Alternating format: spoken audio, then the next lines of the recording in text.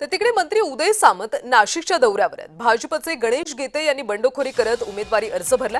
गणेश गीते यांचे बंधू गोकुळ गीते देखील निवडणुकीच्या रिंगणात आहेत। दोघांनी अर्ज मागे न घेतल्यास शिवसेनेची डोकेदुखी वाढणार।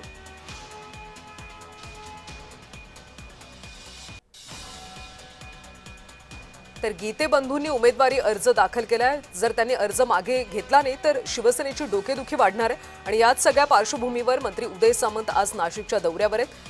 गीते बंधूंची भेट घेतली जाते का, नेमकी काय चर्चा होते हे पाहणं महत्त्वाचं आहे। आणि या संदर्भात अधिकची माहिती घेऊयात आमचे नाशिकचे प्रतिनिधी किरण गोटूर यांच्याकडून।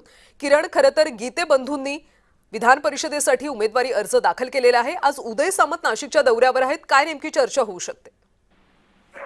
कल्याण, एक महत्वाची ही बातमी म्हणावी लागेल, कारण विधान परिषद निवडणुकीमध्ये भाजप आणि शिवसेनेमध्ये मागच्या काही दिवसांपासून संघर्ष सुरू होता। भाजपने देखील नाशिकच्या जागेवरती दावा केला होता, पण अखेर जागा वाटपामध्ये नाशिकची ही जागा शिवसेनेला सुटली आणि शिवसेनेकडून नरेंद्र दराडे यांनी जे उमेदवारी अर्ज दाखल केलेला आहे। असं असताना भाजपचे गणेश गीते यांनी सुद्धा आपली उमेदवारी अर्ज दाखल केलेली आहे आणि ते निवडणूक लढण्यावरती ठाम आहेत। आणि त्याच पद्धतीने गणेश गीते यांचे बंधू गोकुळ गीते यांनी देखील जे उमेदवारी अर्ज दाखल केलेले आहे।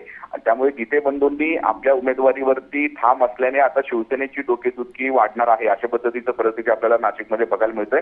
आणि त्याच पार्श्वभूमीवरती मंत्री उदय सामंत आज नाशिक दौऱ्यावरती आहेत। हे जे बंडखोर आहेत त्या बंडखोरांची समजूत जे उदय सामंत काढतात का हे बघणं महत्त्वाचं असणार आहे। आणि त्याच पद्धतीने इतरही 8 जण वेगवेगळ्या पक्षाकडून अपक्ष अशा पद्धतीचं उमेदवारी जे आहे त्या अर्ज दाखल केलेला आहे। आणि सर्वात महत्त्वाचं म्हणजे गीते बंधूंची चर्चा जे एकूणच उदय सामंत हे करतात का हे बघणं महत्त्वाचं असणार आहे, कारण गणेश गीते हे गिरीश महाजनांच्या अत्यंत निकटवर्तीय म्हणून ओळखले जातात। आणि त्यामुळे जर त्यांनी आपली उमेदवारी अर्ज कायम ठेवली तर निश्चितच शिवसेनेची डोकेदुखी वाढणार आहे। आणि त्यामुळे गीते बंधूंची भेट घेत जे उदय सामंत हे समजूत काढून त्यांना आपले अर्ज जे आहेत ते माघारी घ्यायला लावतात का हे बघणं महत्त्वाचं असणार आहे। किरण, धन्यवाद या सगळ्या सविस्तर माहितीसाठी।